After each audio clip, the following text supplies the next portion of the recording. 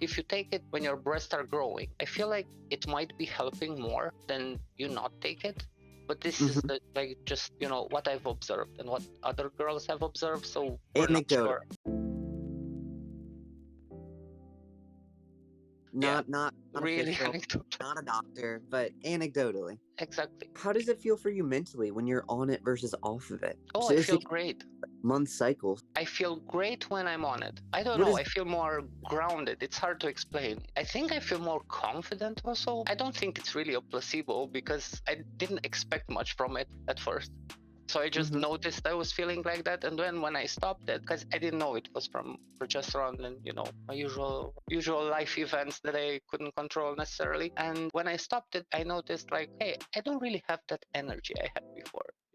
Yeah, that's something. I'm not really sure what it is. So I've noticed that too. In the couple days that I've been on it, I feel more confident in myself. I also feel more motivated to do things. Yeah. A lot more motivation. Yeah, I've experienced the same. So all in all, for everyone who can tolerate it, I recommend it. Like I think it's good. If you don't take synthetic versions of it, you're not really exposing yourself to any risk unless you're over 65. If you're over 65, then progesterone might not be a good idea for you. Because at that age, it's been linked to dementia. Oh, really? Yeah. I've been buying it myself from the pharmacy. Nobody asks for, if you have prescription for it. I once asked my mom to buy me some because I was really occupied with something. And she said that the pharmacist was, really asking about prescription because she shouldn't take it at her age. Yeah. For most cis people, they don't have as high of levels of sex hormones in their body at that age anyway, right? Like menopause happens at 50. Old men lose their testosterone. Like old people just don't have as many hormones in their body, unless I'm misunderstanding. No, it's actually about postmenopausal women who are taking progesterone after the age of 65. Gotcha. So that's an issue. So it's 65 specifically, not like post-menopause. Yeah. That's interesting. Post the age of 65. But also all of them were on HRT. And the group that was on progesterone had a higher incidence of dementia than the group that wasn't on progesterone. So obviously there's something there, but yeah, we don't really know if it's... I don't think there's a reason for young people to be concerned about or, middle-aged people to be concerned about. But as you age, it might be something to consider. Okay. Any other questions for me? Let me pull up this list that I wrote with all the studies and stuff. Okay.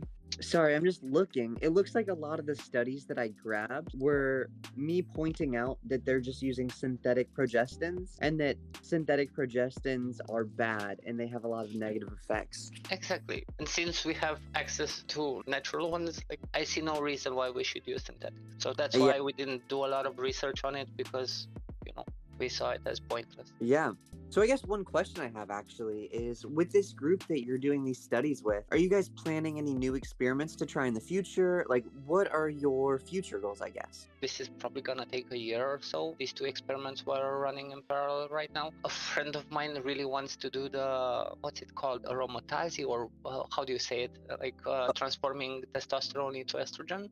Yeah, she really wants to try that, but I'm not really sure how many girls would volunteer for getting high testosterone levels and transforming them into estradiol. But that would be our own natural source of estrogen. How would you do that? Well, you would have to boost your testosterone levels to a point where it gets converted into estradiol and then block the testosterone in some way. So the testosterone wouldn't give you masculine effects and you would only get feminine effects from estradiol. Now, the benefits of that is that you would have luteinizing hormone and FSH in normal values or even above normal potentially, whatever that means, because we haven't reached that point to see.